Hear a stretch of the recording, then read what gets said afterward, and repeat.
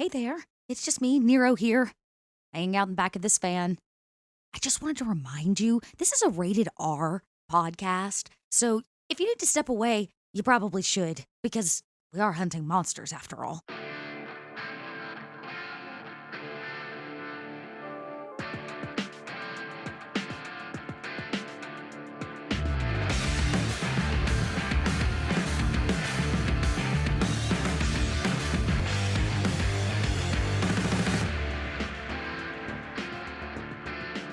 Hello, everybody.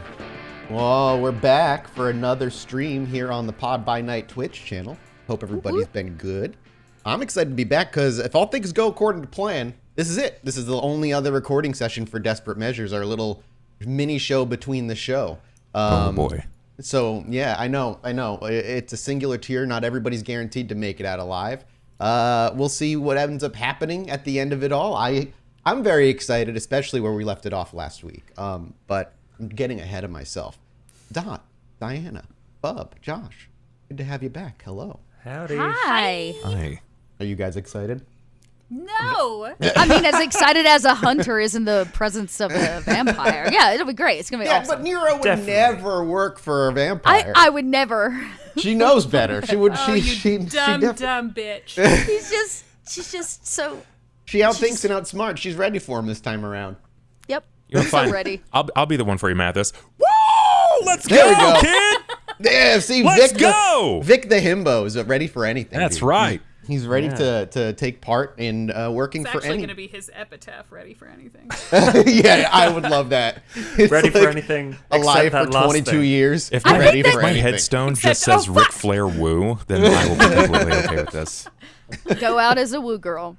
Yes, always go out as a woo girl, dude. If you're gonna go out, it has to be as a woo girl. Never mind, that's the epitaph. Before we dive into the final session here, we got a few announcements we got to get through for all y'all for supporting us and some exciting things coming your way. The first one, as we talked about last week, hey, we're going to be at Gen Con this year. First weekend of August, the Friday night show from 10 to midnight, if I'm remembering correctly. We're going to be doing Pod by Night live. The whole friggin' core cast is going to be there. And I can't tell you what we're going to do, but it will be a good time. It's going to be on the main stream, I think, for Gen Con as well, if you're not able to be there in person. And if you want to come see us, I think it's $6 a ticket, $6 a head to come check us out. So we would love to see you guys there. It's going to be our first of hopefully many live shows in the future. And yeah, I'm just excited to kind of do something new and just be able to make you guys cry on stage. So we'll see how it goes. I'm very excited for it. If you're not going to be at Gen Con, just a big thank you guys for supporting us on our Patreon. You guys, without you on patreon.com/podbynight, it wouldn't be where we are now. We wouldn't be doing a live show in Gen Con. We wouldn't have had 3 seasons. We wouldn't be doing a Hunter show right now. It's because of you guys and your endless support that we are able to keep pushing Pod by Night further and further and further. And that's also in thanks to Die Hard Dice as well, who's been a huge sponsor with us for basically almost the whole entire time we've been doing this. So if you guys need dice, like custom dice, please check them out. Die Hard Dice. Use our code DRACPACK for like a 10% off at the end of, for your purchase.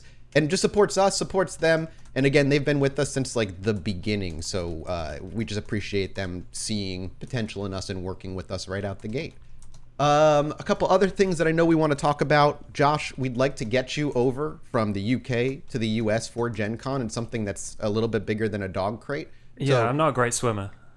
No, you're not. And I would like to, I could put you, like I said, in a dog crate, shove you in the storage compartment of a nearby plane, maybe ship you first class USPS. But ideally, we'd like to get you at least an economy seat from the UK over here. So if you guys want to like help us get Josh over here, there's a Ko-fi link that helps just pay a little bit toward Josh's transportation fees and makes it easier for us. We just want Josh to be there on stage with us and suffering from jet lag so badly that he can barely roleplay. It'll be a lot of fun. I can't wait for it. That's a very specific experience, but It is a very specific experience, I'm and willing you're going to to be the provide. only one to really feel it. So I'm excited to see how that affects your character decisions when you start playing the game. It'll It's be fun. okay. I will pretend that my character is high or something. That seems likely. I do think if things go a little off kilter and Josh has to get here in a dog crate, I don't think that's the worst that Sean has ever been through going to a place Right? before. No, that might be a good way to get him in character ahead of time. Wheel him out. Yeah. He doesn't get out of the crate until we bring him on stage. Like we Josh, have do to actually. you feel safe in this group? I just have to ask. Coming into this from an outside observer, blink twice if you feel threatened. No, I'm into it. Just bring me out in one of those Hannibal Lecter wheelies with the mouth Wheel you guard. out. Oh my goodness, Josh in a gimp suit? I didn't know I had this kink. I'm here for it though. Now we all know what we're paying for. Yeah, That's now right. I guess we spoiled what we're spending their money actually on. Man, that Patreon is looking real good right about now. Truth. The perks involved are just... That's patreon.com/podbynight, everybody. Go throw us some money so we can buy a kink gimp suit for our dear friend Josh. Call it OnlyFangs. We got OnlyFans, perfect. there you go. Oh, hell yes. See, look at easy. There's so many different ways you can do vampire-themed porno. Beyond that, a couple, two more things. One, hey, did you like the VOD of our faces on YouTube? Well, too bad. You only get that one video. It was a nice little teaser. If you want to watch our faces anymore, you get to do it right here on Twitch. It was more of just like a, hey, if you like this, you can come watch everything unedited over here in the Twitch VOD. So please, if you enjoyed it, you can catch that here from now on moving forward. And last but not least is we have merch. If you head over to our Pod by Night Twitter, there's a link tree that kind of just links you to everything, including our merch, along with our free Discord if you want to come and talk about the show, spoilers, or if you're part of the Patreon and you want to take part in the community game, all that kind of takes place at the Discord as well. So it's a nice little gathering hub of it's almost a couple hundred people in there at this point. It's kind of crazy how many people are in that Discord. So come check it out. Come hang out with us. I occasionally post an emote and then disappear for a month. Bub and Josh are always in there, and Dot's always in there. So it's a good time. I promise I read things, though. I'm there in spirit. Okay. Did I get it all? Did I miss anything? Did I get all of it? You nailed it, Mathis. Yeah, thank God. I'm already talked out. I can't do DMing anymore. That's it. The show's over. The show is over. We'll see you next week.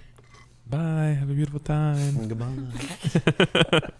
I think we left off on a really nice spot last time. So if we're all ready to play, let's set the scene, rein things in, and see what our cell is up to. The first thing we hear is the echoing voice of Jenny, shouting, "What the fuck is he doing here?"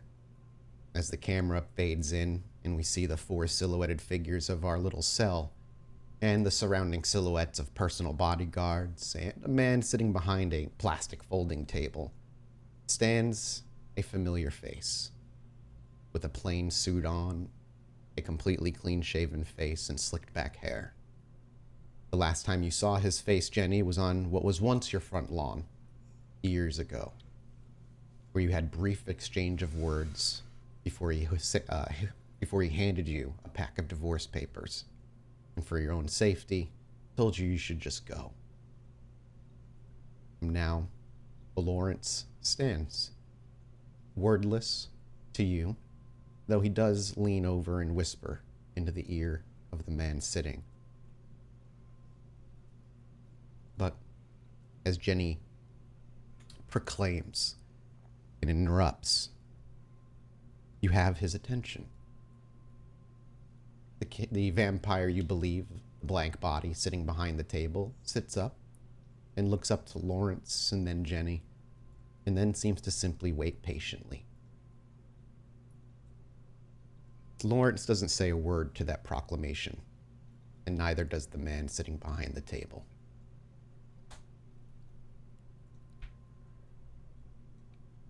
Every muscle in Jenny's body freezes, tightens. And it's like watching a dam break in a lot of ways. You see her clench her hands into fists, knuckles going white. Her spine will straighten, and her knees will lock. And if she doesn't get an answer within 3 seconds, Jenny will launch herself directly at Lawrence's throat. Those 3 seconds very quickly pass. Though for Jenny, I'm sure it feels like an eternity. Each second dragging on, waiting for an answer, perhaps finally going to get some sort of closure. Perhaps is maybe the wrong word. Something that'll fill that void. But those Revenge is the word you're searching for. And by second 3, revenge is all you think about. And you lunge. I'm going to need from you a very simple roll. Hang on, let me look at my character sheet real quick. Resolve composure roll, please. Those aren't my best things, Mathis. That's unfortunate. That's 2 successes. Are you going to willpower anything? Or are you good? Yeah, when you ask it like that, I feel like I should. I ask at every roll if I can remember to ask. That makes it 3 successes. Hey, Mathis, what are the odds here that Vic realizes the severity of the situation? First hearing Jenny this way, could Vic catch her? I would want you to make me a wits insight roll. Okay. However, before you make that roll, it will be up to Diana whether what number of successes are required to pick up on the fact that she's about to get violent out of nowhere. I would say that hearing Jenny unleash foul language like fuck and bastard is probably enough to let anyone who currently knows her know that something is up. Would you require a wits insight to pick up on that you're about to get violent, or? I think so, simply because that's so uncharacteristic. Go ahead and make me that wits insight, and let's see how many successes you roll. 3 successes. Would you? I mean, you're welcome to spend a willpower and reroll 2 more. No, I feel pretty comfortable with that. And I'll leave that up to Diana, if that's enough.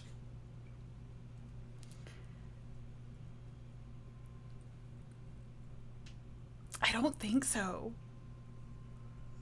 Okay. If you don't believe it would be enough to pick up on the fact that she's about to lunge, and then so be it.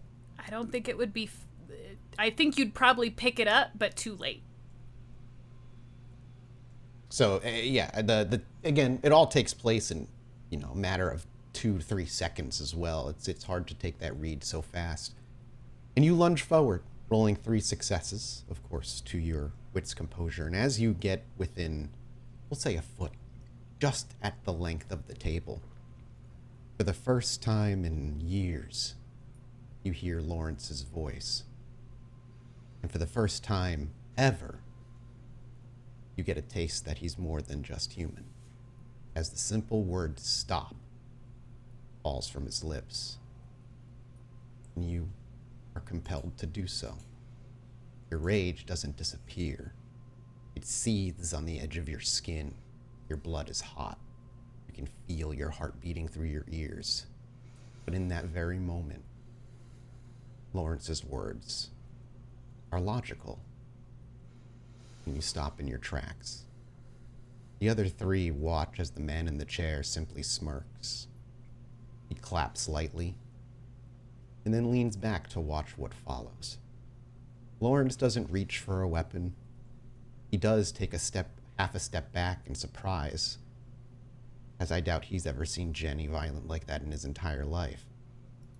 But circumstances are different now. Truths have been revealed.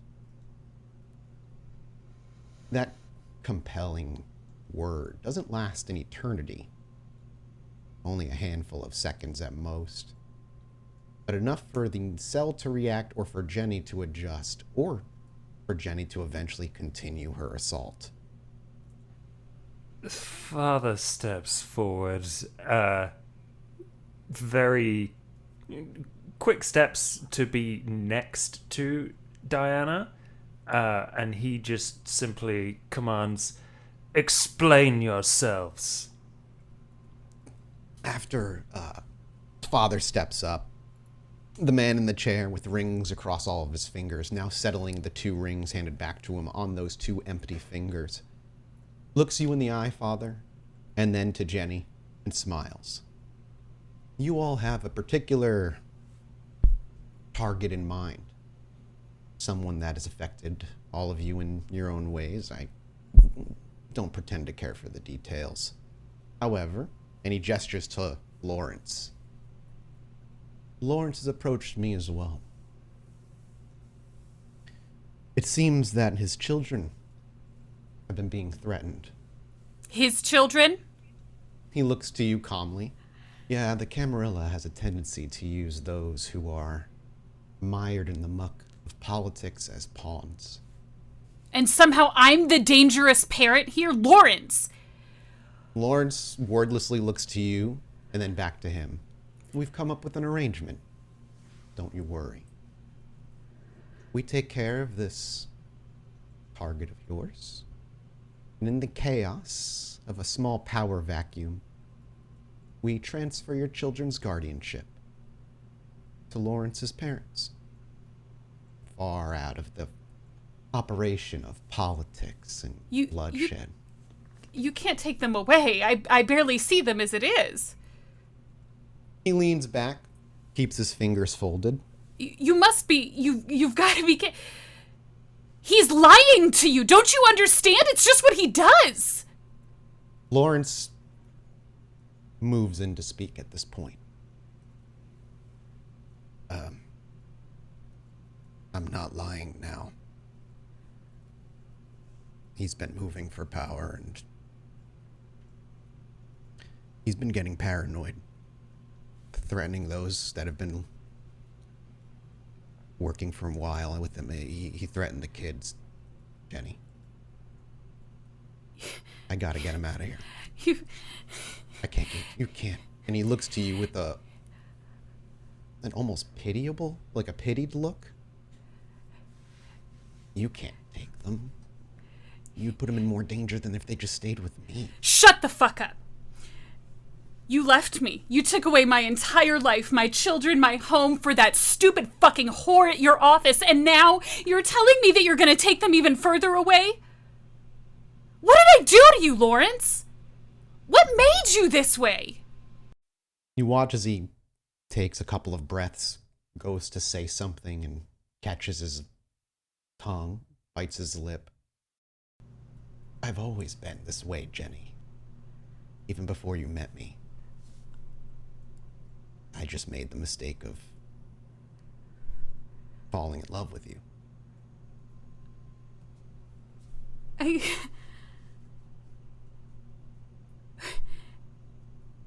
It was all for nothing. It was for nothing. And Jenny will kind of just sort of sink down to her knees.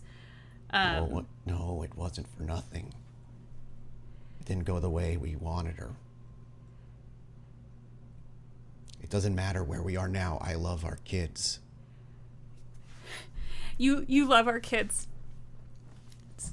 You love our kids, so you disrupt their entire life. You keep them away from me. You change their entire family dynamic, and now you're sending them away? What? Because you couldn't keep your fucking hands out of the cookie jar? What did you want me to do? Send them off with you? I tried to save them and you, and in that time, keeping them under the protective umbrella of my boss was the best option. You stupid fuck. I swear to God, you've always been a moron, but now you've actually hurt someone else. I hope you're proud of yourself. Jenny, I don't think you know what you're getting yourself involved in here. It doesn't matter now. What do I have? Lawrence, what do I have? The kids. Help me get them out of here. The one you're going after is my boss, okay? I want them safe, and if that means my head rolls by the end of it, so be it, but the kids have to be safe. That's my deal, then. I save the kids and your fucking head rolls. If that's how it ends up, that's how it ends up. Good. What do we need to do?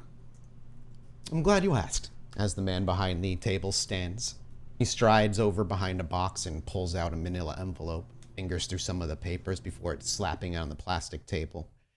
He's been making moves. A few of our kind have up and left New York. There's been a bit of a chaos amongst our own government ruling bodies, if you want to call it that. And in that chaos, opportunists arrive. And this motherfucker was an opportunist. That's where he got his hands on things he shouldn't have. So, in the mess of it all, I want to remove him and his cronies, his influence, his power. And in that, where he once held sway will be a bit freer than it once was. And, he gestures to Lawrence, perhaps some of his cronies will have a second lease on life. He works, and he slides the envelope in the address located within here. Doesn't typically operate alone. That would take your time. And mind you, the one you're going up against has the ability to simply look you in the eyes and command you to walk away, in case you're ill-equipped for such things. He slowly removes each finger off of the manila folder and looks down to it and then back to the four of you to see who's going to come and take it. I imagine Nero will, since it was, I guess, her deal originally. Mm-hmm. As you do so, he just watches, smiles. Are we in agreement then? Everything to move forward as discussed? By the end of it, I promise you, and he looks to Jenny, your kin will be cared for. Transferred to custody of people who have nothing to do with New York City. Jenny is very clearly not paying attention to a word he's saying and is sort of just boring a hole into the floor with her stare. Okay. I have a question.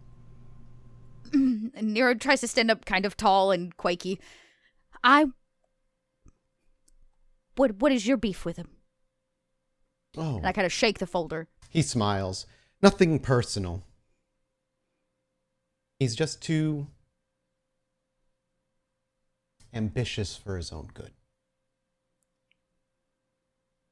And what, we take out your competition? He shrugs. Such is the way of the streets, is it not? I know, you want to remove all evil, but start one at a time. Okay. Fine. But when it's all said and done, you don't talk to us anymore. Or bother us. He gives a gentle smile and just simply nods. Deal. Since you'll be so powerful and all, I imagine it's pretty easy for you to do that. I see countless faces of mortals day in and day out. I highly doubt I'll remember yours when all is said and done. Let us hope. Come on, guys. Indulge my curiosity. Of I course, Father. assume the G on the ring does not stand for good old boy. Family heirloom. Memories of a time long past. The good old days.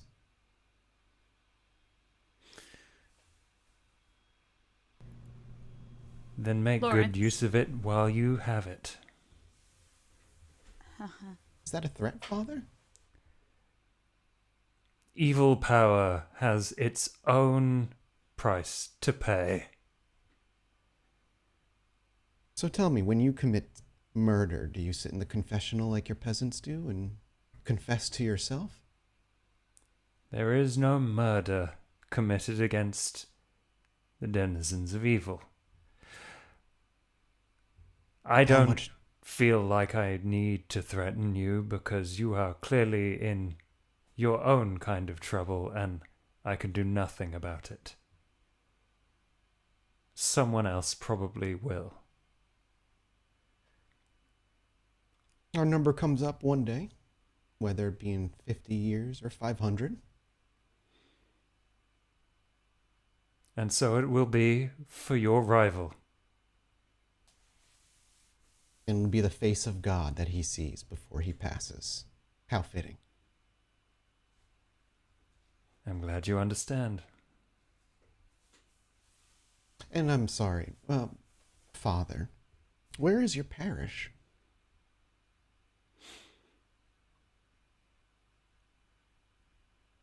Why? Maybe I have sins I have to confess.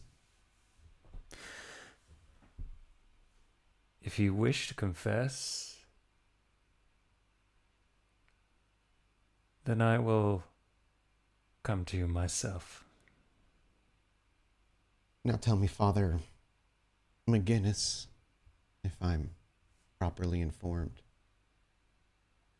is it to cleanse the streets of those who are evil, or are you operating at a petty vengeance for someone who picked apart your flock over the years?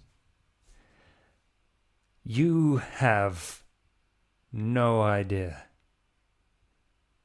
It's not evil that I wish to destroy. It is good which I wish to proliferate, because there is too little of that in this city. So instead of saving souls, you seek those that are damned and end them instead. Don't try to understand me. I wouldn't dare. I'm simply questioning if yours was one of the many that were picked apart.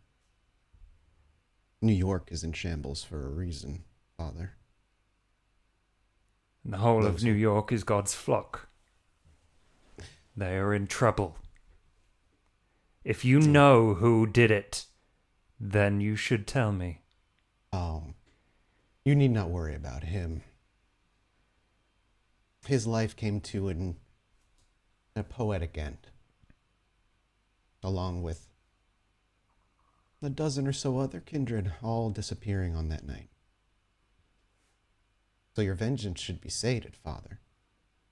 You should be on the streets saving souls, not risking yours.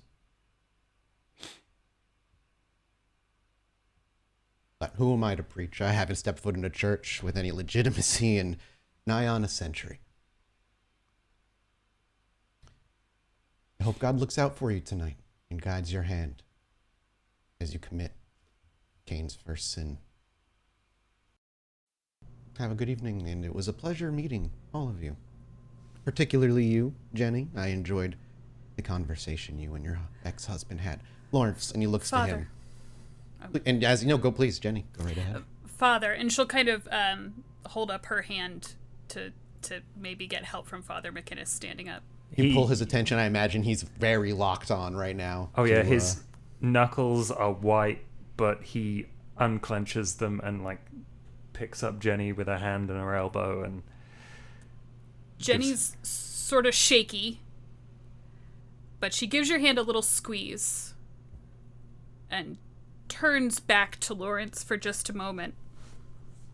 Confusion. You see him, as you look over to Lawrence, you see him being whispered to now instead, but he does look to you and he locks eyes. You said you were like this before we even met.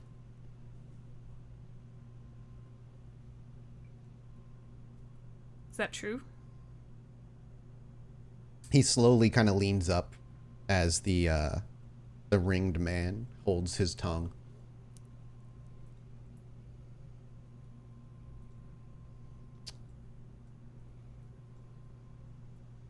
Yes. Maybe not to the degree that it is now, but I was involved with him before you and I ever got to meet.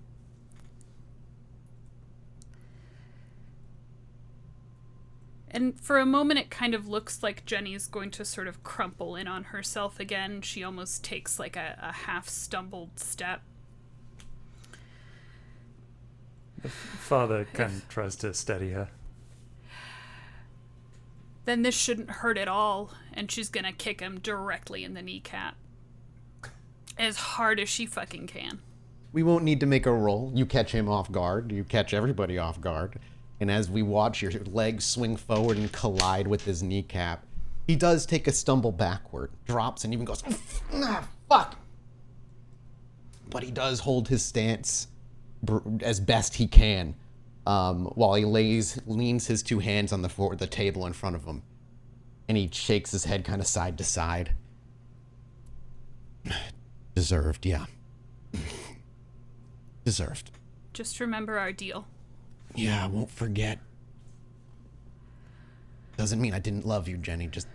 Fuck you, Lawrence. And she's gonna turn and head for the door. And she spins and walks right past Father, and Neuro, and Vic. And did the three of you follow suit, like, right after? Mm-hmm. Father follows immediately. I turn and I look right at her husband and go, "You're not a nice man. Your children would be ashamed." He looks at you, but he only holds that glance for maybe 1 or 2 seconds before he just looks down at the table wordlessly. He does not respond. So you can tell those words sink in. And Neuro turns. Vic, being the last one. As Vic, do you linger? Like, do you actually linger? I'll wait for everyone to walk out first before I kind of turn. Yeah, everybody walks out the door, and then Vic spins to leave. There's a moment of kind of silence where you first hear your first couple of steps before the ring man speaks out.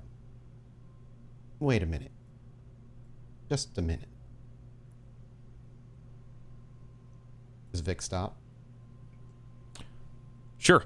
Vic will stop. When are you going to tell him? They clearly have no idea. And you hear the chair push out, and you hear dress shoes clacking on concrete as he walks around the table. He looks to you with a tilted head. Infiltration. Working for somebody. We all play a role, right? Positions. Pawns on the table, especially your kind. My kind? Man. Got some balls. He looks with a smirk. You know, I don't really care whether you live or die. You're here regardless. I'm stuck with you. I think it's kind of interesting. Am I going to tell him things? I mean, probably. In time. But, you really help your case if you just stop bumping your gums so frequently. If you just limited the amount of words that came through, people might hear the power that you could actually carry. As those words fall from Vic's lips, he kind of brushes it to the side and simply asks a question. How do you think they'll react if they find out? Hello? Does anybody copy? It's Nero. If you can hear this message, go to dieharddice.com and use the code DRACPACK and you'll get 10% off your entire purchase. Please acknowledge this transmission. Over.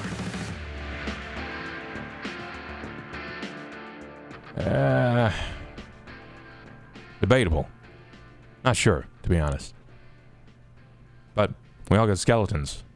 Things we all do, or have done. I'm figuring it out, though.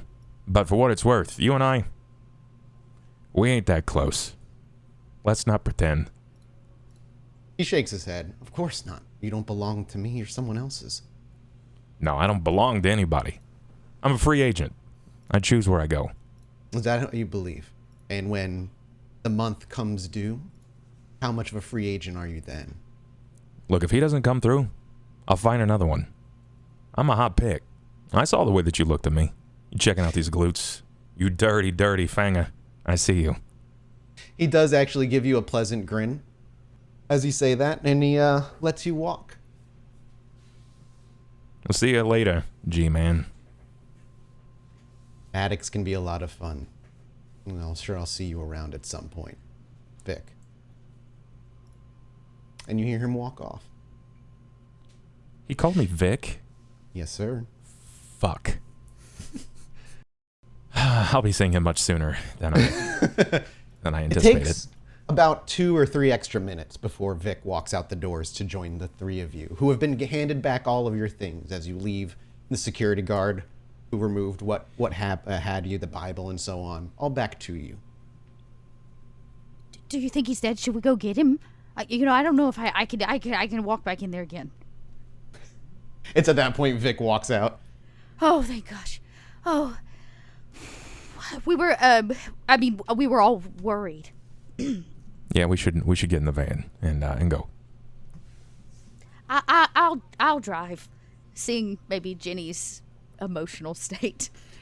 Jenny would have immediately walked to the van and, like, the inspirational just hang in there kitten poster that she hung up the first day you guys all got together and got the van and started kitting it out, she just rips it down and buries her face in her hands in the back of the van. You can't tell if she's crying or swearing or what.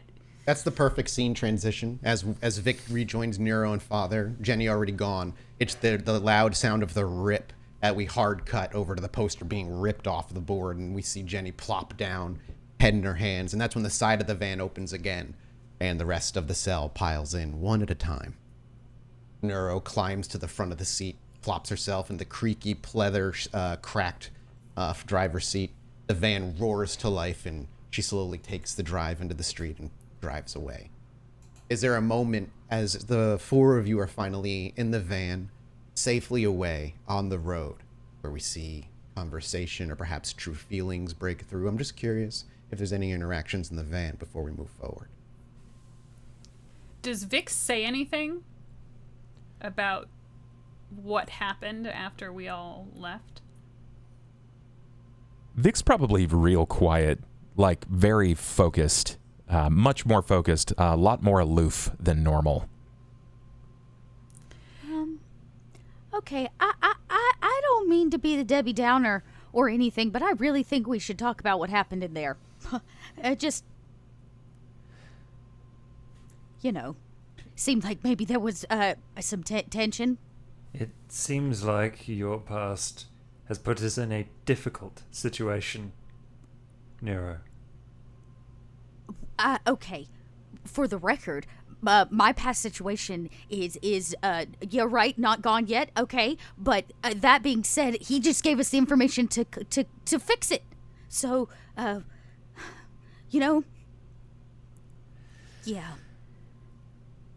I didn't know he was a vampire. Okay, I didn't know. How was I supposed to know? That is the method of chameleon-like blending into our society. It's not your fault, but we are in trouble. Yeah, you can fucking say that again. Well, we're gonna be real fast out of trouble if we could just go do this. And I kind of toss the folder to the back. Open it up, see what's on the inside. Some papers spill out. Whatever they promised us, it's a lie. Whatever they promised you, it's a lie. She's going to say directly to Vic. Assumptions bubbling to the surface. Vic kind of peels off the mask at this point. You can hear that pleather again peeling off your skin and that definitive red ring around your lower cheeks. What do you mean? I was married to Lawrence for 12 years.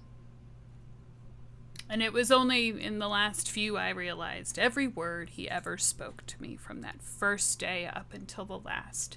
Every word that came out of his mouth was a lie. And now it makes sense. They're not alive. Can't have a conscience if you're not alive. Whatever they told you, they would give you. It's not real. They didn't tell me they'd give me anything. Okay. I stuck around because he said, wait a minute. And he asked me some things. And I didn't exactly tell him who I was. But as I was leaving, he said, see you around Vic. He knows who I am. Why would they know who you were? Jenny, do you not watch TV? Not often. I mean, I you think read I a wear lot the of magazines. Do you think I wear the mask for fun? It's a good look. I thought it was a fashion statement. You know, people like to stand out in a crowd. It's very you. Jenny, I cut an Adidas commercial 3 months ago. I look stupid in this, but I wear it because they pay me to wear it. It feels kind of nice sometimes too, but no, Jenny, I'm trying to go further than this. Well, that's not hell. the Adidas slogan. I don't understand. What does this have to do with them sorry. and there? It points to his pants. This Reebok. Look, what it has to do with them and there, I think it has a lot more to do with you and Neuro. But me, I don't know. I don't know why he said he'd be seeing me. All I know is I don't like that. I'll leave this between the players. But do you want to make a manipulation persuasion versus a wits insight? Yes. As somebody that has been controlled by vampires in the past, yes. Doesn't mean they pick up on like exactly what's going on or anything, but just they pick up on that Vic may be hiding something. I'm not rolling because I trust Vic inherently. That's why I'm asking. Like, Yeah. how do people feel about this? Because, I very much believe that he has tells, very obvious tells, and his tell right now is there's some confusion and maybe some shame. So we won't even have to say you roll. He's clearly not. Yeah, and even with that, Neuro especially, like, plus his tells, he's, like you said, he's confused. He seems a little off his game. He's usually so confident, and now there seems to be a wavering in his sentences. Okay, I'm not doing this. Do you pull the car over? I take the van and I'm like, and I hang a hard turn, scraping off the asphalt onto gravel to what I hope is like a small coffee shop or like a 24-hour diner kind of a place. And I throw this old van in park. It probably grinds to a halting stop. And I turn around and was like, if anybody goes anywhere, I'm sicking Ada on you. And I slam the door behind me and leave the van running. And I go inside to get, donuts and coffee. Yeah, a little side of the road diner, and you head inside. They have like 2 or 3 different kind of donut choices, plain, chocolate, frosted, and glazed. So you get a nice little mix of the 3. Get a coffee for yourself and only yourself, or does Nero get a coffee for everybody? I imagine now I know everybody's orders. So what everybody's order usually is So like after about a milkshake or a coffee or whatever. Well, after about 15 minutes, the slide door slides open as she's trying to balance a thing of drinks and donuts in her hand. And Nero kind of like walks back up as Ada kind of looks at you for a minute and then backs up. The door, as you stumble into the door, you start handing out everybody's personal drinks orders. What would Father McGinnis get for a drink? A cappuccino. Perfect. Vic. Probably a cookies and cream double protein shake. This is a diner. You get vanilla, chocolate, or strawberry. Strawberry. Perfect. Jenny? Oh, I don't know. Some really frou-frou coffee drink with a bunch of caramel and whipped cream. No, perfect. Yeah, you get like a caramel or like a caramel latte, something or other. And so Neuro's got a coffee black, I imagine. Yes, black as it can be, big as it can be. And I have donuts, and I sling open the back door, and I get in, and I slam it behind me as hard as my tiny arms can slam it, and I say, "Everybody, sit down, please." Honey, are you okay? You seem really No, I am a little upset. Can we all sit down in a circle, please? Okay. Yes. Okay. Of course. And I put the donuts in the middle. I say, okay, I did not survive the manipulation and being the fall lady for a fucking vampire for us to blame one another for them. So, no, Father McGinnis, this isn't my fault. And no, Ginny, it's not your fault either. And you know what, Vic? I don't care if they're after you because you're famous for wearing matching tracksuits or whatever. I don't care. We are smarter than them. And do you know what we still have that they don't have? A beating heart. So, we're going to eat our donuts in silence, and we're going to take a moment to think. because thinking is the one thing that kindreds aren't really good at doing. They have other people think for them. Nero. I'm sorry, vampires. Thank you. Thank you. That was not, yes. What's a kindred? Thank you. Thank you. Vampires aren't good at thinking. They tend to have humans do that for them. So we are going to think. And just like with the rings, we'll pull some candy out of the back and we'll outsmart them. So eat your strawberry shake and consume a donut and just think for a second and stop blaming one another. Okay, the silence is making me uncomfortable. We can talk about this if you'd like. I think you're right.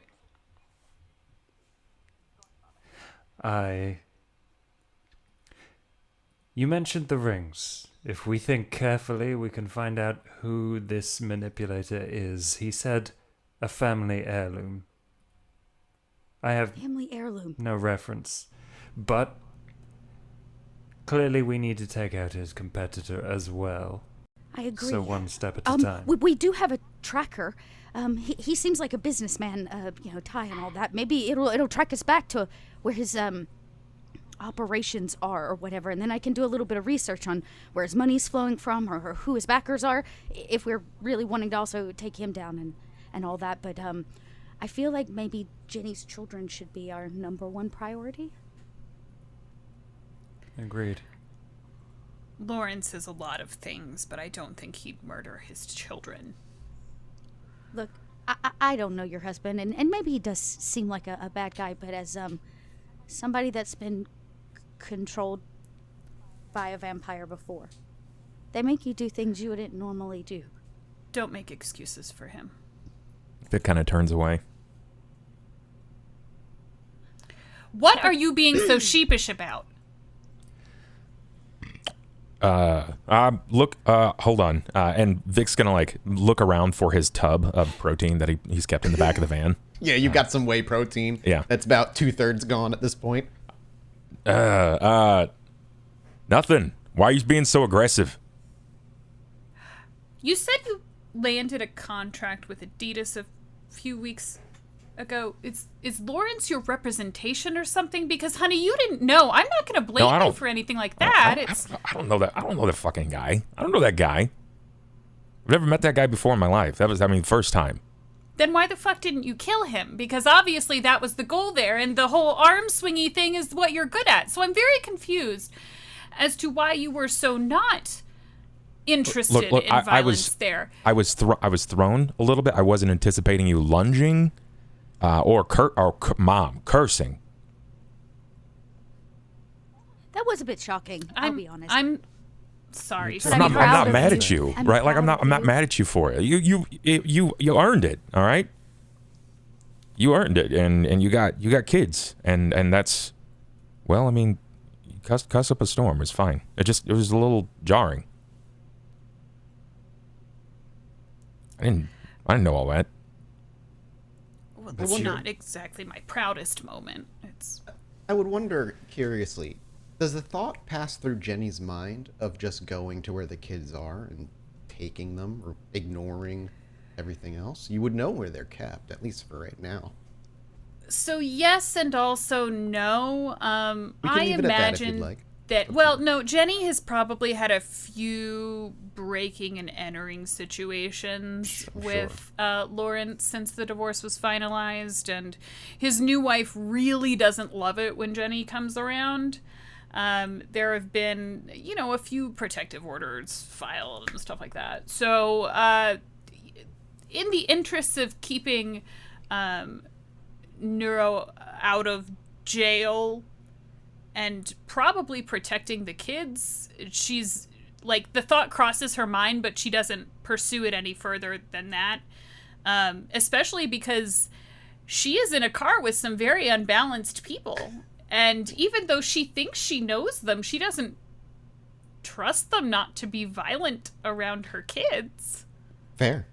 The last question I have for Jenny then is, now that she has more information about the truth of Lawrence and where he lies, does she start thinking about when he met his new wife? At what point in the relationship or post-relationship she showed up? I don't think those dots connect for her. Sure, that's fair. And I don't mean to like. No, it's fine. I don't think those dots connect for her. She spent, the several years since the divorce was finalized reliving every single moment of her marriage, and wondering when it all went wrong and what changed and what happened. So I think there's just blind rage right now. Absolutely. How dare he? And so that kind of confused and heavy feeling sits throughout the entire van, each individually for varying different reasons. Donuts are consumed, coffee and protein shakes are drank. And about an hour eventually does pass. Okay, I can't wait anymore. I have to know what's in the envelope. So I open it. I like rip it open, and what's in it? What kind of information's in it? Perhaps something that Nero is excited to see. Lots of finance papers. Businesses transferring money between accounts. And with spending some time, I imagine Nero would want to immediately study these. As much as I can, but quickly. I'm not going to leave us here in this parking lot to deal we will with this, because I also might want to run some information. We'll do like a wits awareness then to say you scan through the papers very quickly to see if anything particular sticks out. Okay. And then Can I do wits academics because I have a specialty in finance? Yeah, that would work for me. Oh, yeah, especially with the specialty in finance. That definitely works. So 2 successes. And you can re-roll up to 3 of those if you choose to do so. Yeah, oh no, it's been the same night. No, I'll wait on this just so I can spend real time. I do a quick glance over. With a very quick glance, 2 successes won't be enough to pick up on any pattern recognition or repeated names with the amount of time you're trying to quickly go through these things. It's a stack of like 10, 15 papers with a lot of numbers and all that nonsense. It's going to take some time for Nero to go through this, but you don't imagine a ton of time. Nero smiles big and looks up at everybody and says, I've got homework. Vic, still the only person you've ever known to get giddy over homework for all the years you've known Nero. It's a bunch of financials. This gives us so much information. Aren't you excited? Yeah. It's yes. I'm excited for you, sweetie. I actually am, because this gives us time to prepare. And what did I say last time, Vic? I don't fucking remember. What did you say last time? God damn it. Whoa, Father. Whoa. Was it Father. preparedness is next to godliness? Was it something like that? I feel it's A prepared hunter is a hunter who survives. I should embroider that on something just so we don't. That's right. Everybody buckle up. Do we hear the clicks of seatbelts? And Nero off to the church. And our camera watches as the van pulls off in the distance again, disappearing from our sight. But instead of the screen going to black, it lingers for a while, where we see a dark black car with tinted windows very slowly roll into our vision. The brake lights illuminate, blinding us. And on that beat, we end. And we'll return next week for our final episode of Desperate Measures. Goodbye.